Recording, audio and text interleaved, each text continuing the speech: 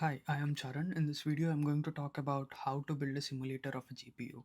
So, GPU execute instructions in SIMT model using warps. So that's why I call this model as GPU SIMT warp execution simulator. So we're going to build this from scratch with like pure reasoning, and it would be beneficial if you have some prior GPU working knowledge. So in this video, I'll explain briefly about how a GPU works, and then I'll convert that idea of working into a C++ code. So we will first we'll build a model about GPU. So first we will understand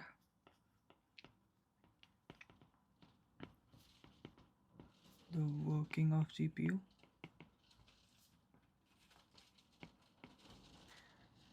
Then convert that idea into a C++ code. I'll start with CPUs first because CPUs are invented first and then later GPUs came in. So CPUs initially has only like one core. One core means basically one arithmetic logic unit. So they can execute like only one instruction at a time. Yeah, in a sequential manner. So one after one instruction. Right now, modern CPUs have like quad core, octa core, which means 4 ALU units or 8 ALU units, and which means you can perform 4 operations at the same time. If it's 8 core, octa core, 8 operations at the same time, but one after the other. So first 8 instructions will be executed and then the next 8. So it's a sequential manner. So CPUs, they perform sequential action. Octa core, quad core. So they have one core means basically ALU unit. It's called ALU. Over time, what happened was people started to see bottlenecks. Like for example, during video games, if you compare Super Mario, which is a very famous game in 1990s, to recent games like PUBG or Assassin's Creed, when you change from one frame to another frame, the whole image renders very fast right now. But in a very old games like Super Mario, it used to take time. Frame rate is basically low, which means the execution of loading the instruction from of like one block of image and then the next block of image, it is very slow. It is fast, but not compared to the games that we currently play. So for these complex operations, we need GPUs. Like if you compare with CPU, they have only limited number of cores, limited number of ALU units. But for GPUs, they have like thousands and thousands of ALU cores. So those many operations can be performed at the same time. That's why they are faster for gaming when compared to CPUs. This whole model of execution is called single instruction, multiple threads. Thread is nothing but a core, and core is nothing but an ALU unit. So as I said, GPU, uh, it has thousands of cores, executes all at the same time.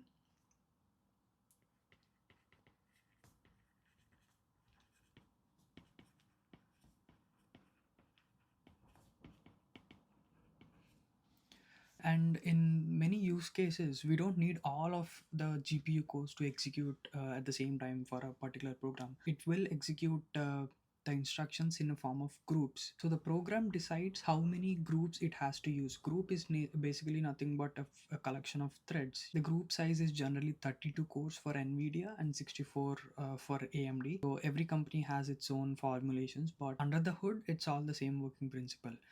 So that group of threads is called warp.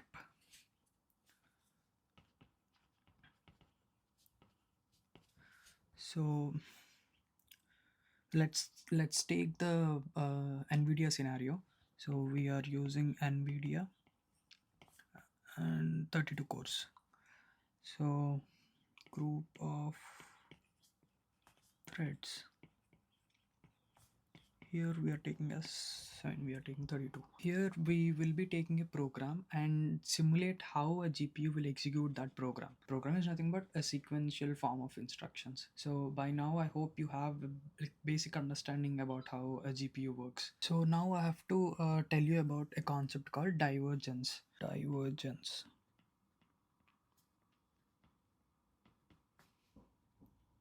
The whole principle of GPU is basically to increase the throughput, which means like number of operations that can be executed in a single point of time. Single unit of time.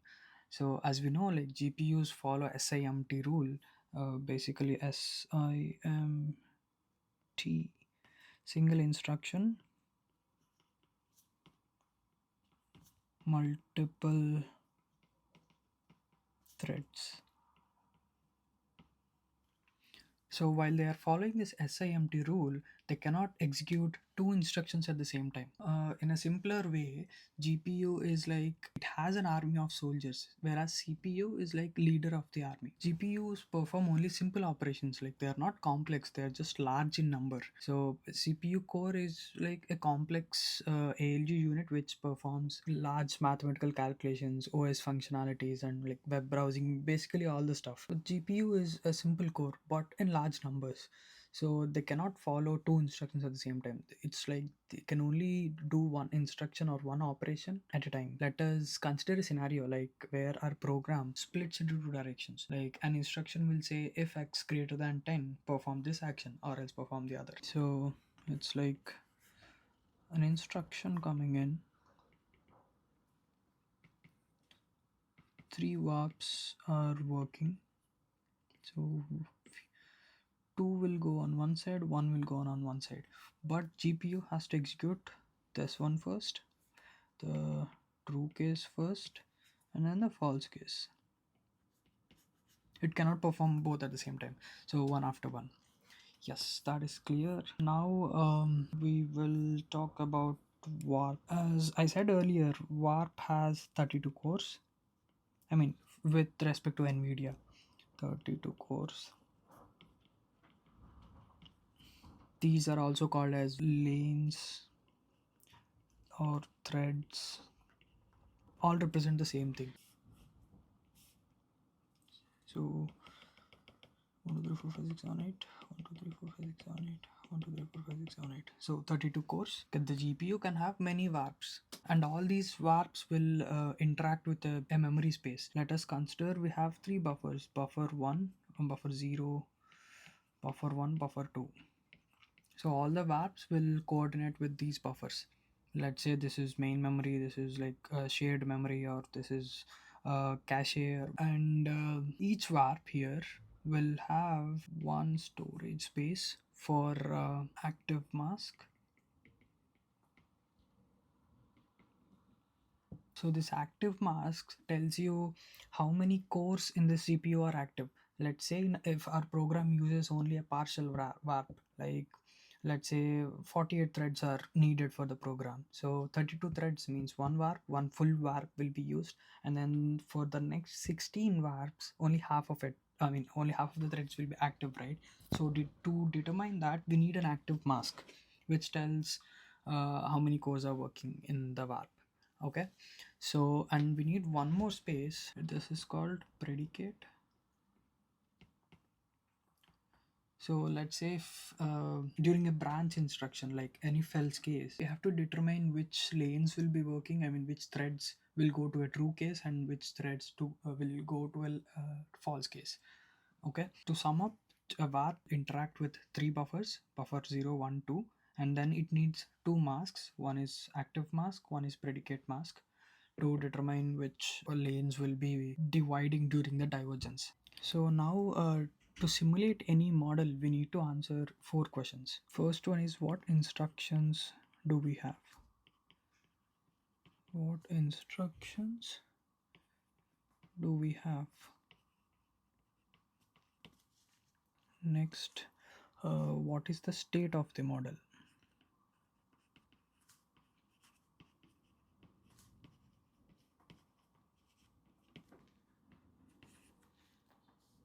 The third is how one instruction changes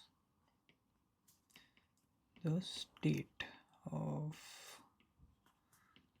the machine or model. And the fourth one is, how do we run the instructions?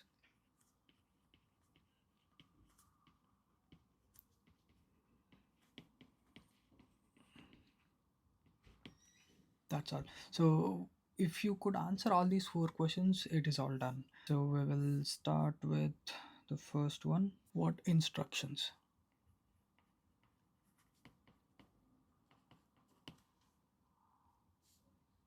What instruction? So we will have load, LD, and then store. I mean, in reality, we will have so many operations, but I'll just write maybe six or seven in this. So, and then we add, which is addition, which is we add value addition. Then CMP, like compare instruction, compare less than instruction. So CMP LT. So it is basically if we will give two inputs like A and B. So this, if we got this operation as the code, we it will do, if A is less than B, it will give true. If A, or if not, it will give false. That is this use of the code. Okay, and then we will have a branch instruction. So branch instruction is basically, it's an if else case. If A is some not equal to B, let's say it's just a rough estimation, the true case will go. If not, false case will be executed. Okay, so this is branch BRA. Then we will have jump. Jump is basically, it's like to go from one instruction to another instruction. So it's like program will have sequence of instructions. If there is a scenario here where you have to jump from this instruction to directly this instructions, then we use this jump case. Okay, so we use JMP, and then join. Join is basically like if you have a divergence in the program, like you got a branch instruction where the program will shift to true case and false case, then after executing this and then this, it has to reconverge again. So that instruction is join. So if you remember, I told the varp will have predicate, right? So during branch instruction, few of the threads will be true case, few of them will be false case. So after this join, this predicate will be all true or all false. It will change back to previous condition. Basically, this division will be gone. That's what happens is here in join condition. Join. What else? Halt.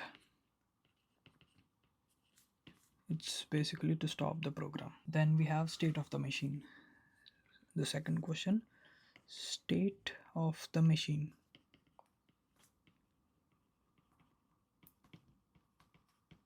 So CPUs or GPUs or any hardware mostly is like state centric machine. Uh, like one operation is triggered and it will change from one state to another state. So what components does each of the state hold? We will see it now. Like if I freeze the GPU working, what components do you see in that, and what information does it hold? That is basically the state components. For example, we can start with uh, where is this warps here. So this active mask and predicate are like states, and these buffers are like a state. Each warp also has registers, its own registers. So it's not like each warp, each core, each ALU core has its own registers. Basically, to perform its operations, it has to store, right? So that's why we have those many registers for all the cores. 32, right? So that is also state of the machine. So we will have registers. So this is per lane and register number. So it's like each warp has 32 cores, and each core has, let's say, 16 registers to store the data. An active mask and predicate. Yeah. Okay, so this is basically for warp. So registers is a state of the machine, and predicate is state of the machine. Predicate is for the warp, right? So predicate, and then the active mask to see what lanes are active, and then the buffers 0 1 2, and each warp should remember its own program counter.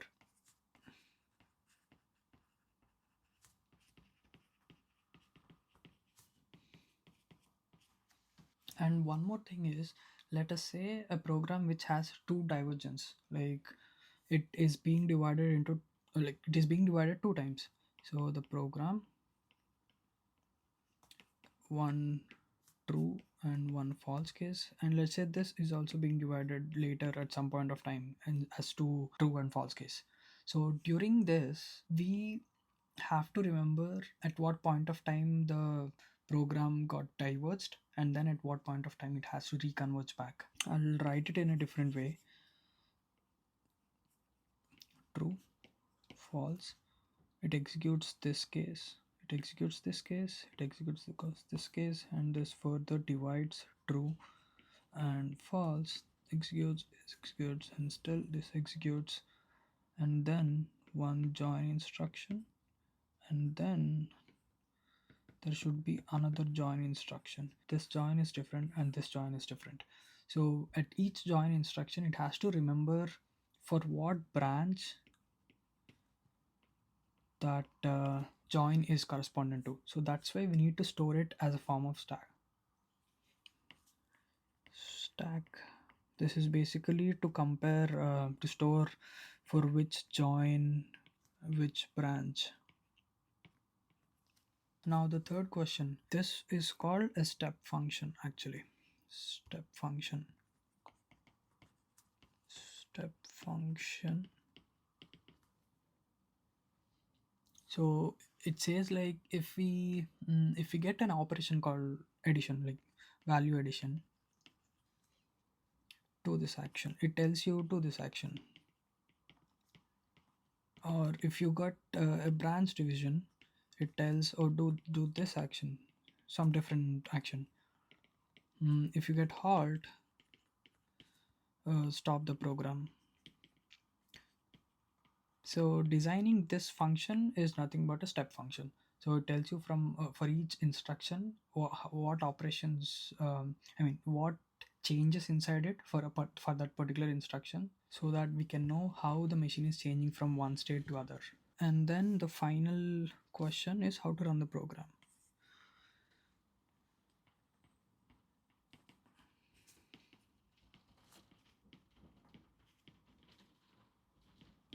This is also called as scheduler. So in general, if there is no branching, if it is just a sequential program, we can just write for loop and say like from instruction 1 to instruction 10 until the instruction ends. But modern instructions, what do they have? They have divergence, um, they have loops. So it doesn't end in 10 cycles. So we can't write a for loop. We have to write a while loop. So it's like while all the warps are halted, just execute the step function. So this particular scheduling is called the run function. Run function. So what is the output of the machine? I mean output of the model, metrics. So we can add this into the state of the machine because it tells about the particular state. So we will print how many warp cycles are consumed. We can call this as cost as well. And then how many active lanes during the entire execution.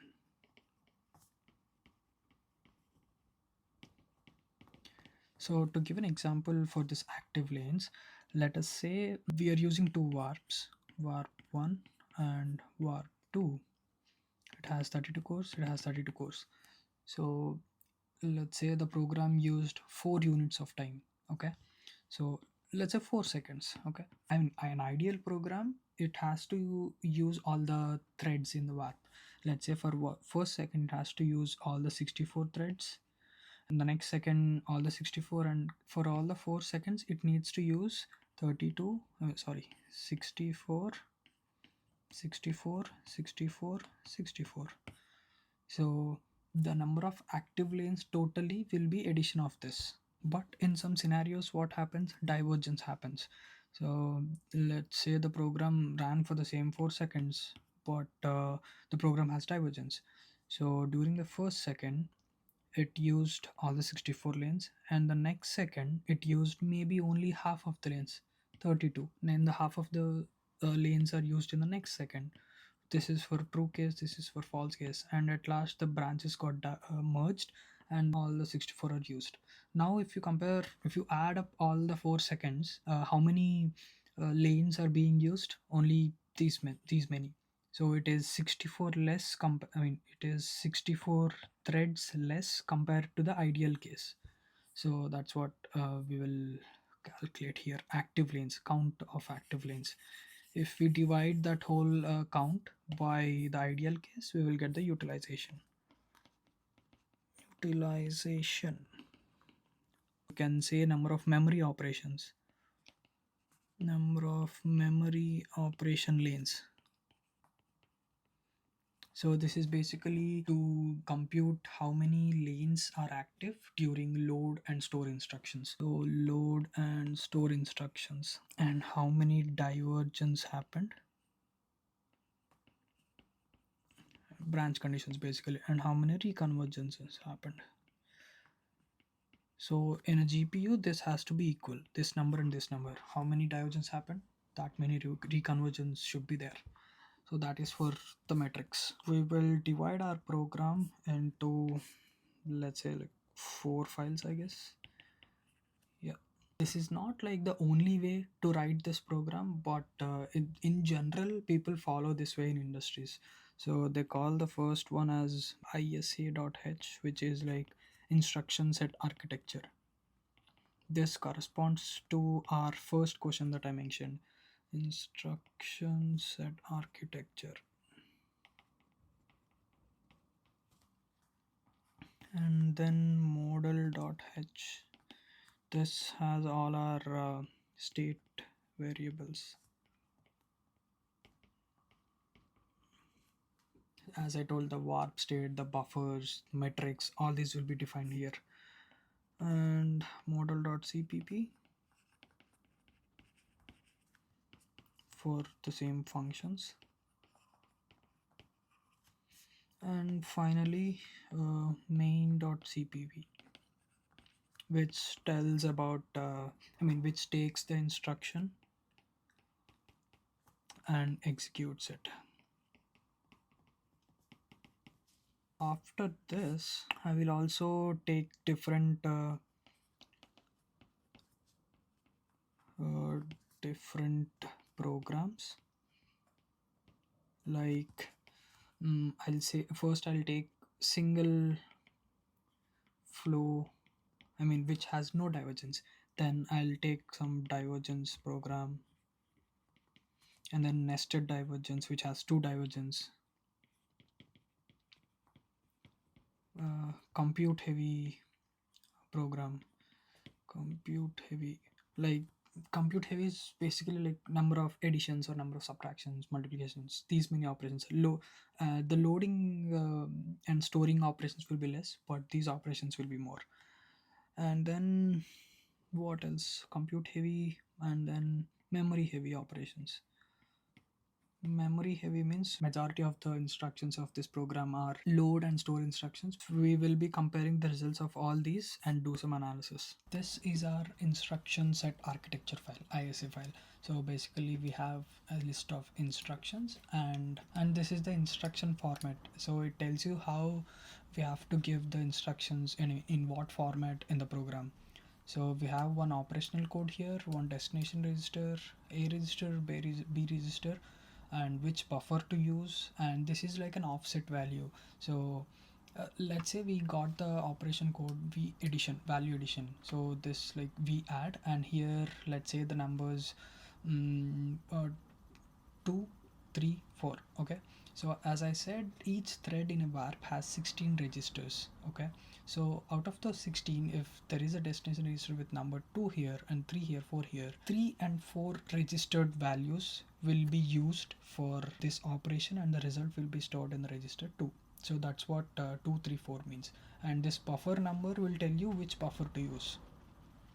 Okay, so basically this is used for load and store instructions, and this immediate offset, it's like way of accessing the data from the buffer. And there is one more case: during branch and jump operations, we need to enter which step the jump operation should run to, and during the branch it has to tell from which instruction the true case is running and from which instruction the false case is running.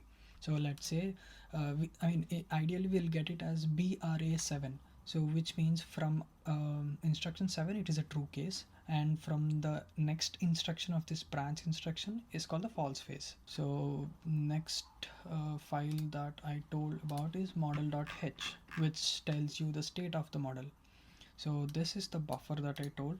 This is metrics, this is stack frame, which I mentioned about calculating the corresponding join and branch phases. So this is the warp state.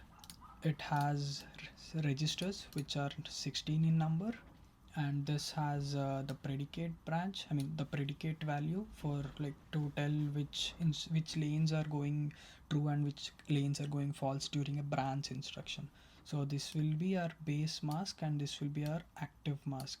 So base mask here will be like how many threads are working in the particular warp. So let's say that program takes only 64 threads. I mean, no, not 64, 48 threads. In that case, 1.5 warp will be used. So one full warp, and the second one only half of the threads will be working. So in order to tell that, this base mask is used. While writing it on the notes, I told active mask is the one, but here it's just the opposite. You can write it in any way. The naming is just however you want to take it. So this will be the halted. It tells you if the warp is still running or not. This is the program counter, and this is the stack frame.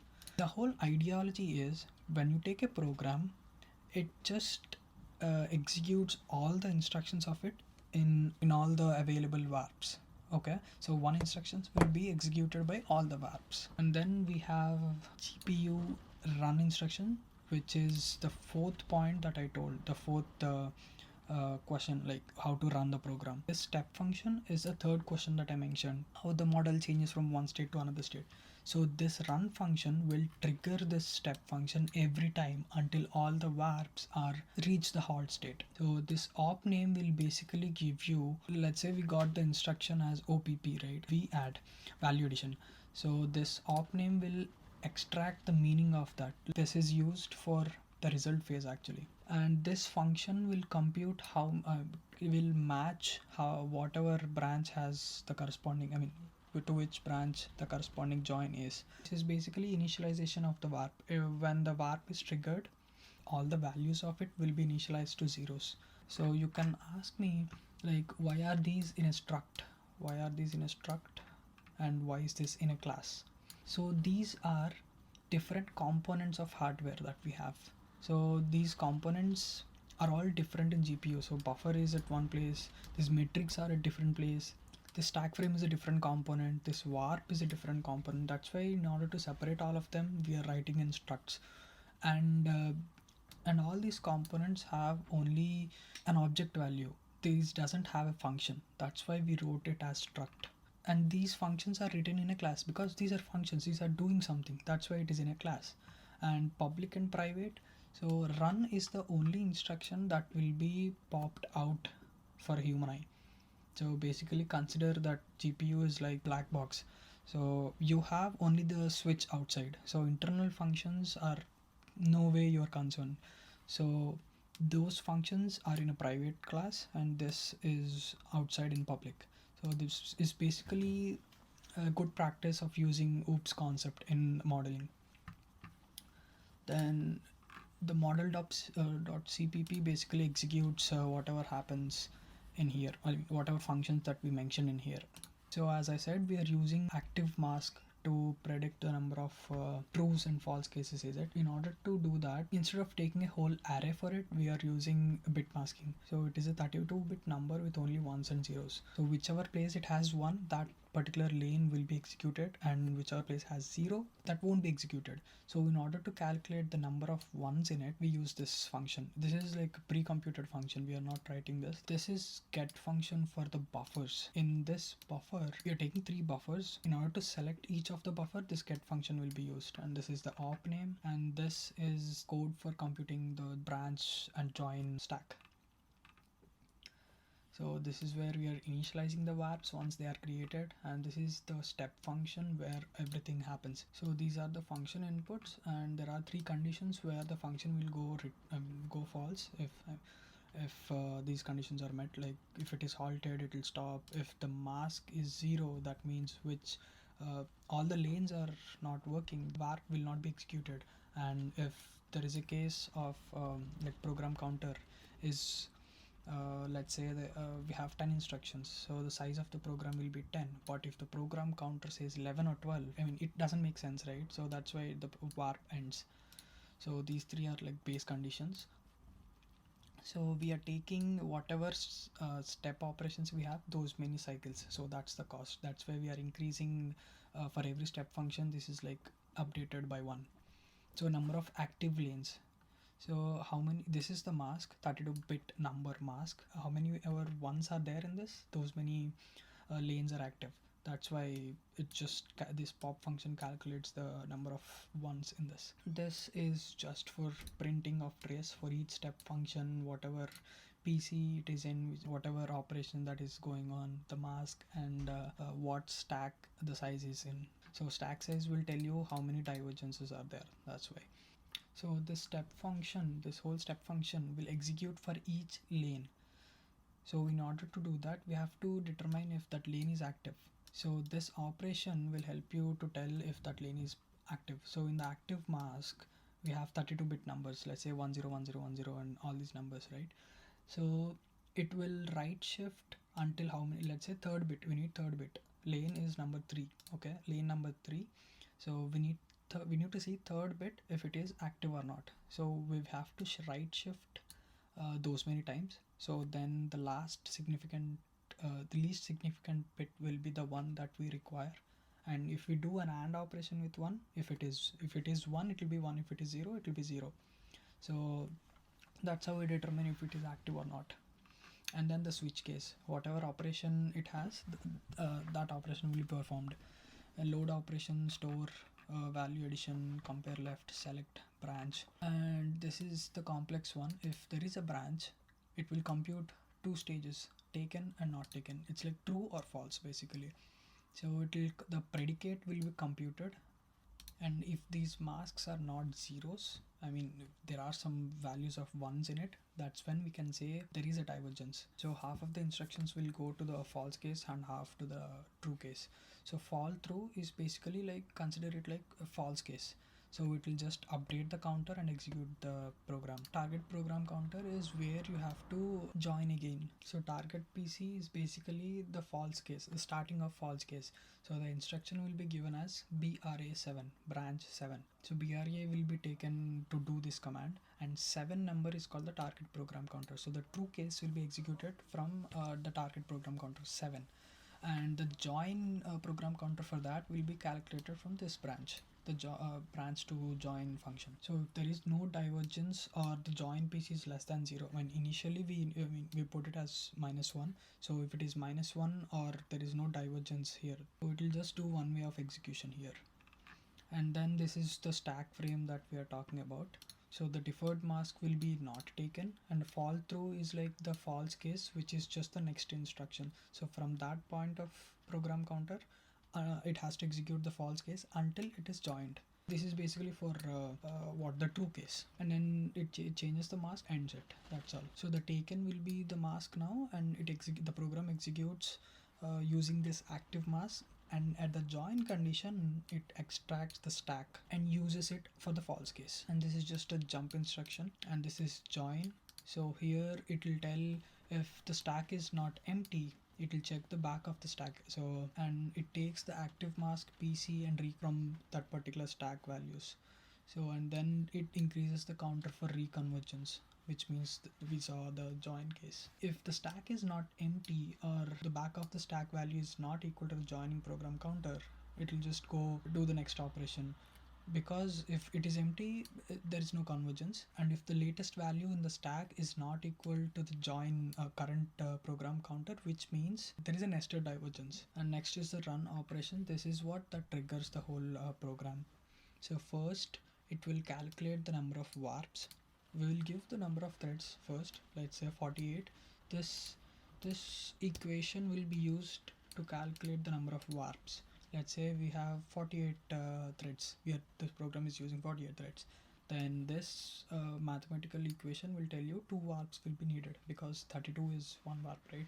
48 we can't, if we have to do 48, we have to take the whole 2 warps and then use only half of them, so 2 warps. Then it will scan the entire program and compute the branch and join maps, and all these warps will be initialized, and then until it is stopped, until all the warps are halted, the step function will be initialized. And then we have our main function. So these are the result metrics that whatever we are taking from the model.cpp, those will be printed here. And here we are giving 48 as the thread count, 3 buffers. We are taking 3 buffers, and those values are this. These are just arbitrary values. You can just fill the buffers in whatever way you want. So first buffer is all the I case. It's like how many ever, whichever the number it is, that number, that particular I value will be taken in. And here we are just splitting the buffer 1 into 2 cases. For these particular I values, it will be 0, and rest all will be 1000. And this is our program that we are giving in. And yeah, if you could remember, I'll just show it to you. So this is the instruction format. In the same way we are giving it in the main function. So yeah, here we are taking the instance, we are creating the object for our GPU, and we are enabling the trace. The metrics will be stored in here. The run function output is the metrics, so those will be stored in M, and that M will be printed here. And this is just to see if the operations that we gave in, whether they are modified or not. So this will print the buffers. Let's run this once. GPU, yep, yes. So as the trace is enabled, it is printing for every step function. It is printing whatever the operation it is working on, and the mask and the stack size. So the metrics, warp cycle 16 units of time is used.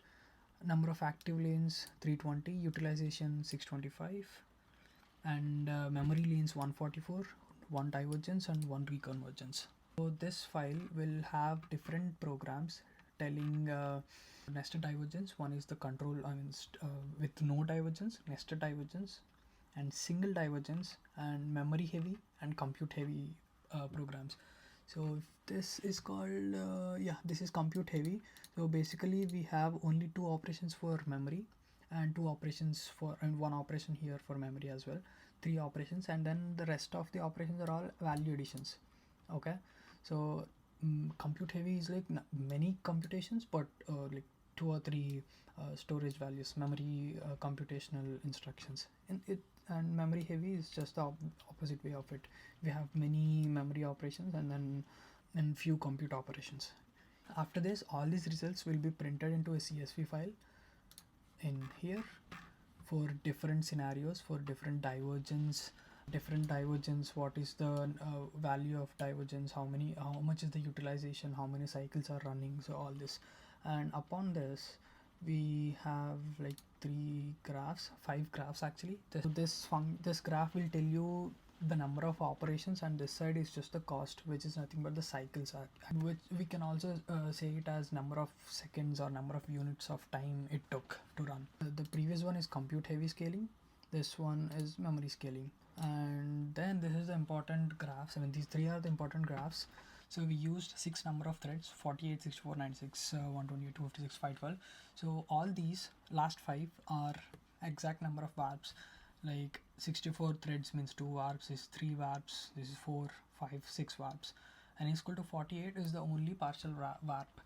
That's why if you could see the divergence, the cost per cycle, the cycles per warp is being reduced here, because the threads here until here the full warp will be used, but after here only partial warp is used. That's why the graph is a bit descending. So it is flat here and it is a bit steep here. So it's like for different divergence ratios, it is all taking the same number of same unit of time to run it.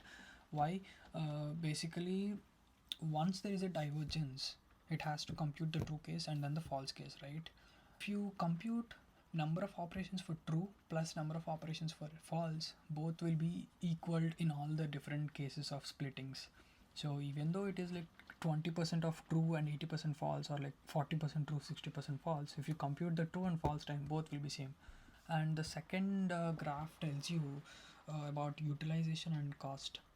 So it is telling us that low utilization always gives higher cost. So basically, if you take the blue cases, so the blue is for branch divergence, like single branch divergence. It has like mid utilization for like 60 to 70, and it has medium cost. If you compare the blue ones to the purple ones, it says nested divergence has less utilization but costing the same as single divergence with high utilization. So what we can say from this comparison is utilization doesn't alone decide how much of cost will our GPU take. It depends more on the computations inside as well.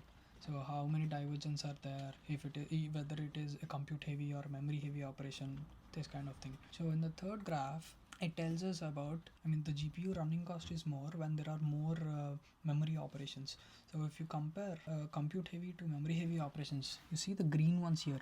This is our first, second, third and fourth. And if you move from first case to a fourth bubble, the cost is just rising only like few units. But if you see the 4 points here, 1, 2, 3, 4, there is a huge difference from first point to the fourth point. So the number of points is nothing but number of threads that we are using. First bubble is using 48 threads, next bubble is using 64, next is 96, next is 128. So it's just the program is getting increased by number of the size.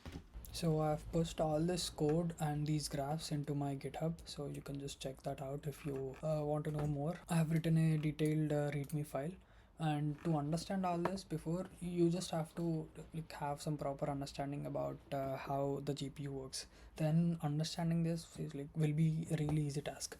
So by this, I'll just conclude this video here, and thanks for watching.